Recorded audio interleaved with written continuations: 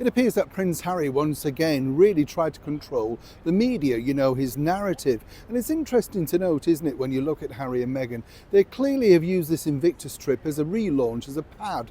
Their website a couple of days before, Meghan looking resplendent in a whole manner of designer gear. It's supposed to be about the Invictus Games, but as we found out with Harry, there are one or two things he simply, though, can't get his own way. As ever, let me explain. Morning, how are you? Nice to see you. Doesn't really need an introduction, does it? It is, of course, the world famous, beautiful Dorchester Hotel in the very heart of London. I've told you about so many famous people who have stayed here, and I find it fascinating each time you go in to think, literally, there are people in there that, you kind of think, wow. As I was just departing now, I literally bumped into Naomi Campbell. I've met her many times, interviewed her many times over the years, and it's funny, isn't it? You see them coming out with their entourage, and the camera's clicking and you think, oh, drop the act, love. Lovely lady, but you just model clothes, you're not saving the planet. Do laugh at things like that. I find it very funny, This hotel, though, really is the thing, isn't it, that everybody knows about regarding Dame Elizabeth Taylor, Richard Burton. They certainly made it their own in the 1960s and 70s.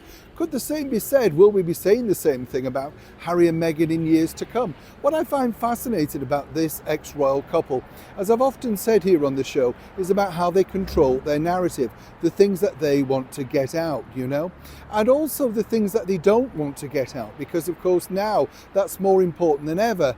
Meghan Markle, have you noticed, suddenly disappears when she doesn't want to answer any tricky questions. It's always left, of course, to the former royal Prince Harry. Now, you will have noticed that Harry decided to do this big interview with ABC Good Morning America. Now, this isn't one of the most highest rated shows, let me tell you, over in the broadcast world in the United States. It does okay, and Harry's obviously favoured it before under many other circumstances, simply because he knows that his friend and Meghan's friend will make sure that they give him an easy ride. We're talking, of course, about the host, Mr. Reeve. But what was interesting was, as you saw, basically Harry was willing to speak all about, his flight back to London, making sure, of course, it was his version of the narrative. And he very much sidestepped that particular question. You'll notice that. When did you find out about the King's illness? When I spoke to him. Right. So did somebody speak to you or did you speak to them?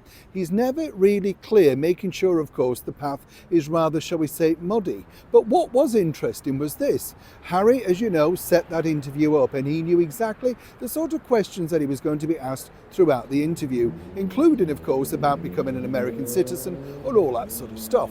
All there to tease, provoke and get headlines. Supposed to be about Invictus Games. But there were two topics that were literally banned. Banned not by ABC Good Morning America, by Prince Harry. He wasn't allowed to speak about his younger brother, His Royal Highness the Prince of Wales, Prince William, and certainly also in conjunction with that was not allowed to mention or indeed be asked about the Princess of Wales, Catherine. This was on the extreme shall we say, forceful communications from the team over at Kensington Palace. What's interesting here is, of course, Harry himself then got blasted for not actually offering even any sort of, good wishes to the recovering Princess of Wales. Wasn't his fault. He wasn't allowed to, couldn't go into that territory. Oh, and by the way, it's interesting to note that in that particular interview, it was supposed to be both of them, Meghan and Harry. But sadly, the interviewer had to make do with just Prince Harry. Meghan, according to a very well-placed source, had to dash off and do Zoom calls with her two children. It's funny that, isn't it? Children do come in handy when you don't necessarily want to be faced into the spotlight. Either way, it just proves who holds the power. Right, William? Neil Sean, Dorchester, Park Lane, London.